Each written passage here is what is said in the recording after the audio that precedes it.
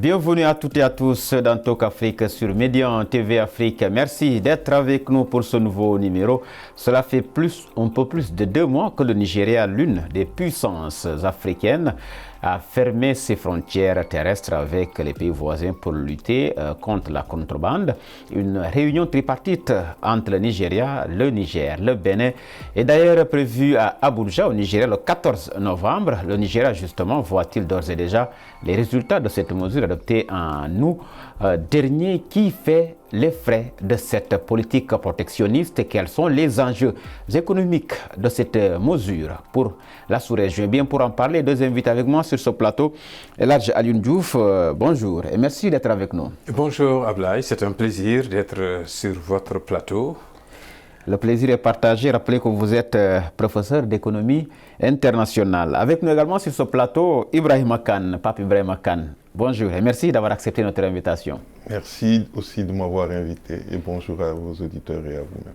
Alors, Pape Ibrahima Kane, il est le directeur du bureau du plaidoyer de l'Open Society Foundation auprès de l'Union africaine. Si c'est bien cela, Pape Ibrahima Kane, on va donc rester avec vous. Le Nigeria qui a décidé il y a un peu plus de 2 mois de fermer ses frontières avec ses pays voisins pour, dit-il, lutter contre la contrebande.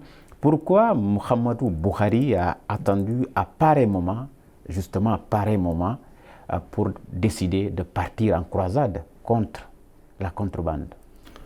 Je pense que cette décision nigériane est liée à plusieurs choses. La première, c'est qu'au niveau interne au Nigeria, un certain nombre d'hommes d'affaires, parmi les plus puissants, ont décidé de consacrer une partie de leurs efforts financiers, de leurs moyens financiers, pour, disent-ils, nourrir le Nigeria. Dangote, par exemple, a décidé de s'investir dans la production de riz dans son pays. Une bonne partie de la région du Delta va être consacrée à cela. Et ces efforts des hommes d'affaires sont en partie incompatibles avec les importations, notamment de riz venant d'Asie, particulièrement du Pakistan et de la Thaïlande, qui, semble-t-il, entrent en grande partie en contrebande dans le pays. Donc, l'État, quand il reçoit ces quantités de riz, n'a pas les taxes normalement qui sont attachées aux importations. Et deuxièmement, cela obère en partie tous les efforts des producteurs locaux pour faire manger aux Nigérians de riz produit localement. Et donc, il y a aussi 2 autres produits, comme par exemple les voitures, qui arrivent aussi, des voitures usagées là, qui arrivent d'Europe et qui sont aussi introduites frauduleusement au Nigeria. Et troisièmement, l'essence. Le Nigeria se trouve dans une situation de crise à l'interne économique et donc ce trafic d'essence, semble-t-il, est beaucoup plus à l'avantage des voisins que du Nigeria et donc l'État a décidé de sévir. Mais dans un contexte qui est un contexte politique aussi marqué parce que dans le pays voisin qui est pratiquement visé, c'est le Bénin, il y a aussi une crise politique qui se déroule actuellement dans ce pays. Le Nigeria a essayé par tous les moyens de jouer un peu le rôle qui a toujours été le sien d'intermédiaire entre les différents acteurs, mais le président Talon semblait vouloir vraiment insister pour mener à bien ce qu'il avait préparé. Et le Nigeria, ne voulant pas qu'une crise politique majeure se développe au sud de son pays, avait décidé aussi d'utiliser la pression économique pour amener Talon à avoir des sentiments meilleurs vis-à-vis de ses opposants. On verra certainement avec professeur Diouf, est-ce qu'il y a d'autres raisons au-delà de ce qu'il est convenu d'appeler de lutte contre la contrebande. Mais en attendant, d'abord, est-ce que 2 mois ou un peu plus de 2 mois après la prise de cette mesure par les autorités nigérianes, en particulier notamment le président Muhammadu Buhari, est-ce que le Nigeria voit-il d'ores et déjà les résultats qu'il attendait quand il prenait cette mesure en août dernier? Oui, merci pour votre question. Je suis heureux de discuter avec un Gamou. Mais je voulais dire que Le Nigeria, quand même, c'est la première économie du continent. C'est donc aussi l'une des chevilles ouvrières de la CEDEAO. CEDEAO qu'on essaye de construire depuis 1975. Ce n'est pas la première fois que le Nigeria prend de telles mesures. Justement, après son coup d'État en 1983, Buhari, les contextes ne sont pas les mêmes. Buhari en 1984 a fermé la frontière pendant 2 ans. Oui, mais de est-ce que les 1984 à contextes... 1986.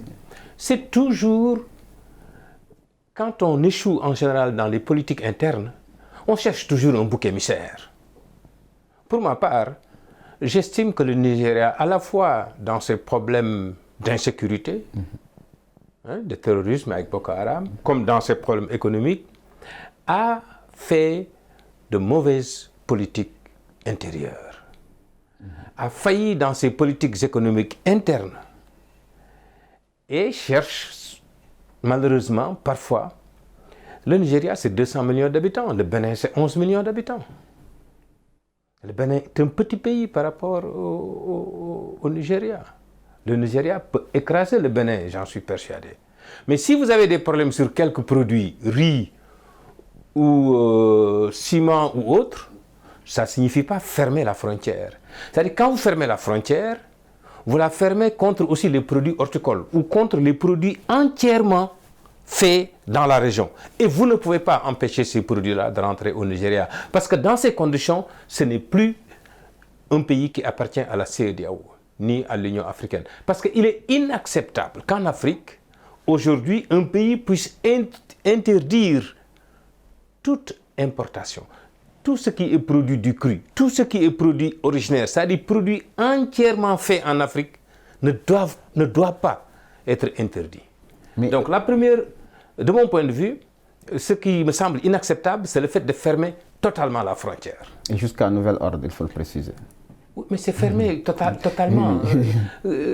Pour moi, c'est ad vitam aeternam. Parce que ce qui est grave, c'est que les pauvres femmes qui avaient l'habitude de faire des produits horticoles exportés au Nigeria, qu'elles soient du Bénin ou du Niger ou d'ailleurs, vont souffrir et vont subir des pertes. Parce que c'est des personnes vulnérables, c'est des populations laborieuses vulnérables.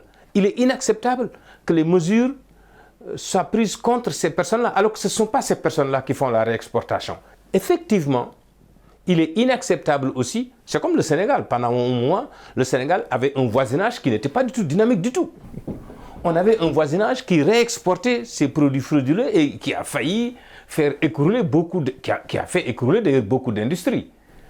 Le sucre, par exemple, pendant des années, la compagnie sucrière sénégalaise ne pouvait pas vendre dans les régions de Casamance, dans les régions de Kaolack, de Sine Saloum, de Fatick. Ils ne pouvaient pas vendre du sucre. Au-delà de ces pays directement visés par cette mesure, quelles sont les conséquences sur le plan commercial avec notamment les pays africains dans cette partie du continent? Tous les pays africains, même le Sénégal, si on ferme hermétiquement la frontière, de toute façon, le port n'est pas fermé. Donc tout ce qui exporte et que leur exportation passe par le port de Lagos n'ont pas peut-être les mêmes problèmes que ceux qui exportent en prenant la voie routière, en prenant des camions. Il est vrai que c'est légitime pour le Nigeria de lutter contre les réexportations frauduleuses, illégales. Mais de mon point de vue, il doit faire le discernement. Surtout que, quand même, c'est le géant de l'Afrique de l'Ouest. Nous comptons sur le Nigeria pour aller ensemble vers une CEDEAO qui puisse améliorer l'économie de notre sous-région. Mais une telle mesure, sans discernement, de mon point de vue, peut faire voler en éclats notre expérience d'intégration comme la CEDEAO. Et de mon point de vue, la CEDEAO avait donné beaucoup d'espoir avec son texte qui a été mis en place le 1er janvier 2015. Un texte qui prévoyait une 5e bande, ce qui n'existait pas dans l'UEMOA. Pour une fois au moins, on avait l'espoir. On dit, on va protéger davantage l'industrie nationale parce que le texte CEDEAO, c'est 35% de douane, minimum. Alors que dans l'UEMOA, on était à 20%. Maintenant, on fait 35% non seulement, mais avec possibilité d'aller jusqu'à 70%. Le Nigeria applique sur le riz, par exemple, 70%. Les Nigérians doivent réfléchir un produit sur lequel on met déjà 70% de droits de douane et qu'il soit plus compétitif que le produit local, cela pose problème. Au Sénégal, le riz est à 10%. Vous vous rendez compte de droits de douane? Au Nigeria, le riz est à... Et je pense qu'il n'y a pas en Afrique des pays qui connaissent mieux que le Nigeria la culture du riz. On a tout le temps fait du riz au Nigeria. Ce n'est pas les colons qui ont amené d'ailleurs le riz au Nigeria. Voilà un pays où on a tout le temps fait du riz avec parfois des variétés spécifiquement africaines. Donc, peut-être je n'ai pas toutes les informations, mais je ne comprends pas comment le riz local nigérian soit aussi peu compétitif par rapport au riz au riz importé qui est taxé à 70%. Ça me surprend. Alors là, c'est clair. Ibrahima Kane, les enjeux économiques, ou avant d'en venir aux enjeux économiques, qui fait pratiquement, véritablement les frais de cette politique protectionniste? Parce que quoi qu'on dise, le Nigeria est l'une des grandes puissances africaines. Tout le monde, en fait. Tout à l'heure, il a expliqué que c'est la frontière nigériane, la frontière entre le Bénin et le Nigeria qui est fermée. Or, par cette frontière passent les produits venant du Bénin, du Togo, du Ghana et dans une moindre mesure de la Côte d'Ivoire, parce qu'il y a des voies qui sont larges maintenant. Il y a presque une autoroute entre Abidjan et Lagos. Et donc, c'est cette voie-là qui est complètement obstruée maintenant par le simple fait de la fermeture des frontières. L'économie béninoise en souffre, l'économie togolaise, parce que n'oubliez pas que le Togo ne vit que de son port. Et donc, ça souffre parce que si vous n'arrivez pas à débarquer de la marchandise et à les faire transporter, personne ne viendra dans votre port. Le Ghana a été pratiquement le seul pays à avoir élevé la voix en disant une affaire entre deux pays ne doit pas pouvoir avoir un impact sur tous les autres pays. Ça, c'est un. Mais il nous faut, je pense aussi, regarder la situation à la fois d'un point de vue technique et d'un point de vue politique. Tout à l'heure, M. Diouf a touché du doigt un problème. Vous savez que le Nigeria, jusqu'à présent, même si le tarif extérieur commun date du 1er janvier, le Nigeria n'a pas adopté toutes les lois qui lui permettent d'harmoniser sa législation avec le tarif communautaire extérieur commun. Ce qui fait que et le Bénin appartient à une autre entité économique qui est l'UEMOA, qui a aussi un tarif extérieur commun, mais un tarif extérieur commun qui est plus faible que le tarif extérieur commun de la CEDEAO, et qui fait que le Bénin se trouve dans deux régimes juridiques. Et donc, tant que le Nigeria n'aura pas ajusté sa législation à la législation communautaire, toutes les importations transitant par le Bénin pour aller vers le Nigeria vont coûter cher. Et c'est ce qui explique l'utilisation de la fraude. Parce que si on n'a pas les moyens de passer légalement avec un taux qui est raisonnable, on se trouve dans cette situation. Donc, à la fois, le Bénin est fautif parce que le Bénin est un grand entrepôt où les gens viennent, importent et puis envoient frauduleusement. Le gouvernement béninois ne peut pas dire qu'il ne connaît pas, qu'il n'a pas connaissance de cette situation. Le Nigeria aussi ne peut pas dire qu'il n'a pas connaissance du fait que sa législation n'est pas conforme au droit communautaire. Donc, tous les deux pays sont fautifs. Et maintenant, il me semble que le meilleur moyen qu'on a devant nous, c'est saisir cette crise-là pour régler un certain nombre de choses. Voir, parce que dans le cadre de la CEDEAO maintenant, on a un nouveau régime juridique qui fait que dès qu'un texte est adopté, il est automatiquement applicable. Pourquoi? Parce que ça a été décidé en 2016. Pourquoi ne pas faire en sorte que le tarif extérieur commun soit repris dans le cadre d'un acte additionnel pour faire en sorte que dès qu'il est appliqué, même si le Nigeria ne fait rien, il lui est opposable. Ça, c'est le côté technique. Le côté politique. Maintenant, le côté politique, il ne faut pas oublier que ici, l'enjeu, c'est aussi la puissance du Nigeria. Que le Nigeria a pensé que, après avoir discuté avec les Béninois pendant plusieurs mois, parce que les discussions là ont commencé depuis très longtemps. sur la question du riz. La question du riz, c'est vrai que le Nigeria produit depuis très longtemps du riz, mais c'était un riz à usage local. Maintenant, ce que les industriels veulent, tels que Dangote et autres, c'est produire du riz qui nourrit 200 millions de Nigérians. Parce qu'ils pensent qu'en produisant beaucoup de riz, on peut créer beaucoup d'emplois et on peut, à ce niveau-là, compétir avec les riz qui est produit au Pakistan et autres. Mais vous savez que quand on fait la production du riz, nous on sait quelque chose dans la région du nord du pays, c'est pas aussi facile d'entrer dans ces sous, surtout quand on fait des investissements aussi énormes dans l'irrigation et autres. C'est dans cette période de temps qu'on se situe. Et donc, dans cette période de temps, tu ne peux pas te permettre d'accepter que les gens viennent inonder le marché de produits qui ne payent pas de droits de douane et de produits qui sont, dans une certaine mesure, de meilleure qualité que la production locale. Est-ce pour autant cette mesure va lutter de façon efficace pour empêcher, comme ils le disent, ces produits ou le riz à être importé au Nigeria? Là, c'est une autre question. Parce que prendre la mesure, c'est une autre. Mais sur le terrain, également, voir la faisabilité, ça n'est une autre chose, non? Oui, mais vous êtes dans une situation où on essaie de bâtir une économie régionale. On essaie de faire, on est tout simplement au niveau de l'union douanière. Parce que, vous savez, les régimes juridiques des différents types d'intégration, l'union douanière est différente du marché commun et qui est aussi différent d'un système beaucoup plus intégrateur que le système européen que nous avons à l'heure actuelle, l'union économique. Donc, au stade où nous en sommes, il faut que les États se situent à un même niveau de concurrence.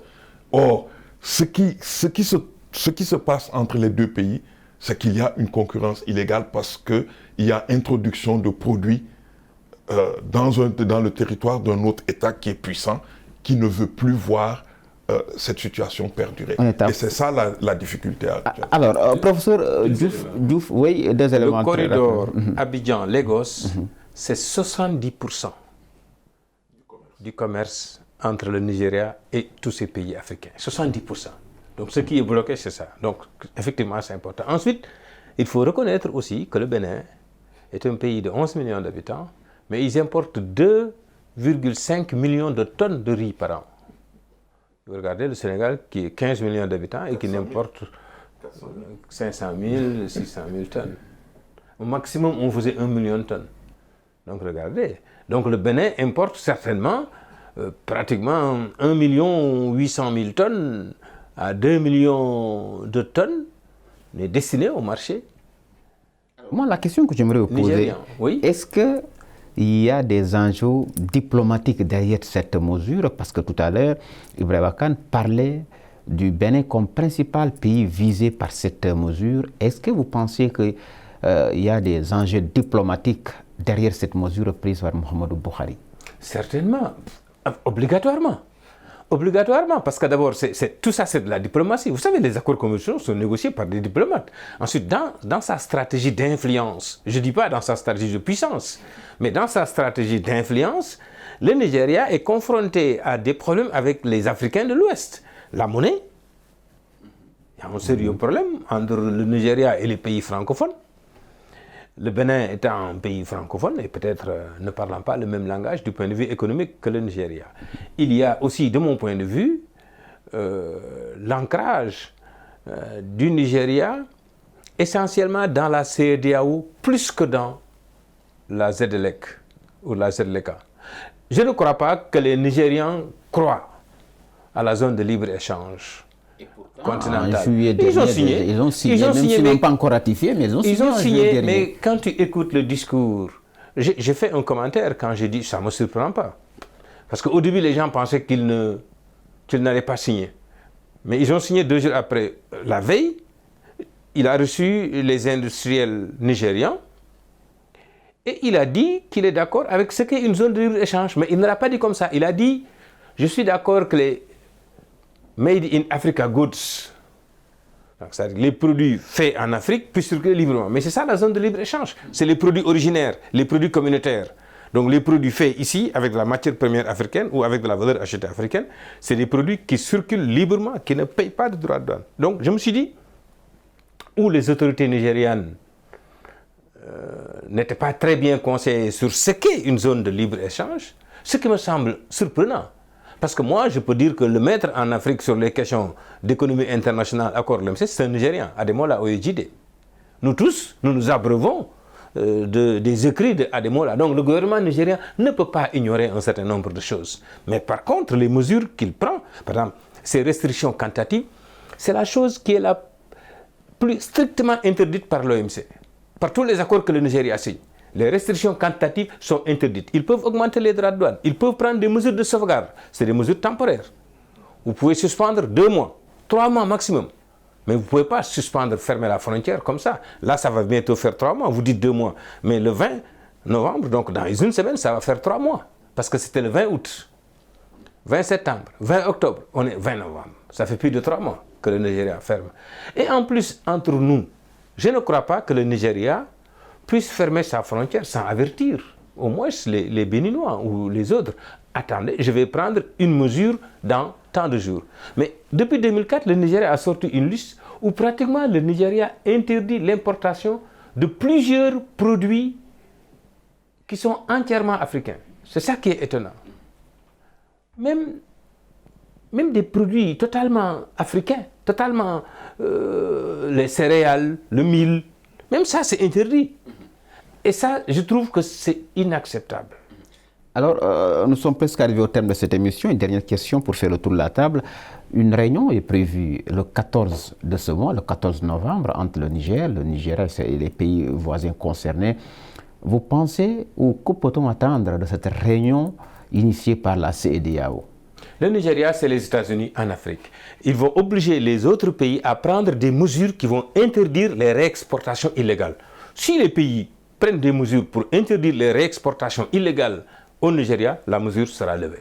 Alors, vous en pensez quoi par rapport à cette réunion à laquelle nous devons assister? La réunion, elle va accoucher d'une décision allant dans ce sens. Je suis sûr parce qu'aucun de ces pays, le Niger ou le Bénin, ne peuvent se payer, ne peuvent se permettre de continuer cette dispute avec le Nigeria. Ça, c'est un. N'oubliez pas, parce que, puisqu'on parle de chiffres, que ce que les Béninois établis au Nigeria envoient au Bénin, c'est plus que l'aide publique que le Bénin reçoit chaque année. Donc, le Nigeria a dans beaucoup de moyens de pression. Il suffit que le Nigeria dise plus de transfert d'argent que le Bénin s'écroule. Donc, les Béninois savent cela. Et donc, ils doivent prendre des mesures. Mais pour moi, ce qui est important, c'est que cette crise doit aussi être l'occasion de mettre l'accent sur la solidarité, de mettre l'accent sur la nécessité, puisque la CEDEAO a y regardé de plus près sa démarche d'intégration régionale, elle a plus réussi à l'heure actuelle sur le continent. C'est la seule région où les gens circulent librement, où les gens n'ont plus besoin d'avoir une carte de séjour avec la carte CEDEAO.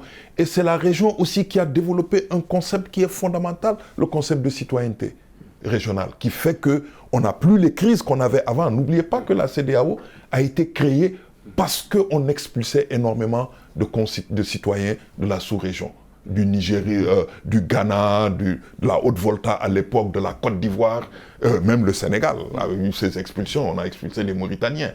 Ces choses-là n'existent plus parce qu'on a pensé que la solidarité régionale devait jouer. Ça ne doit pas simplement s'exprimer au plan économique, au plan de la circulation des personnes. Les personnes circulent avec des biens. Il faut que ça aussi, que ça s'applique aux biens. Et c'est cette leçon-là que l'on doit aussi donner aux Nigérians pour leur dire oui, on accepte que vous êtes le grand frère, mais le grand frère ne doit pas se permettre de faire ce qu'il veut. Il faut que l'on mette en place les mécanismes, les règles qui permettent aux États, quand ils ont des problèmes, d'utiliser ces canaux-là pour amener la région à prendre à bras le corps. Le Nigeria, vous l'avez dit, a pris une mesure radicale, autoritaire. Il aurait dû passer par les instances de la CEDEAO pour faire. Très rapidement, quelques secondes. Surtout le contexte. L'Afrique du Sud, le contexte de xénophobie. Le Nigeria, qui est la première économie africaine, donc les deux premières économies africaines ne peuvent pas se comporter comme ça avec la question des frontières. Donc politiquement, la situation n'est pas propice à des mesures de fermeture de frontières. Les Africains, la migration internationale, les Africains doivent pouvoir circuler librement en Afrique, au moins. Merci professeur Diop. C'est la fin de cette émission Talk Afrique qui avait donc l'honneur de recevoir sur ce plateau Alioune Diouf, professeur d'économie internationale, avec nous également Pape Ibrahima Kane, directeur du bureau du plaidoyer de l'Open Society Foundation auprès de l'Union africaine. Merci également à vous d'avoir été de notre grand merci aux équipes techniques et rédactionnelles. Cette émission, vous pouvez la retrouver sur notre site internet Médion TV Afrique. Le rendez-vous est pris pour le prochain numéro.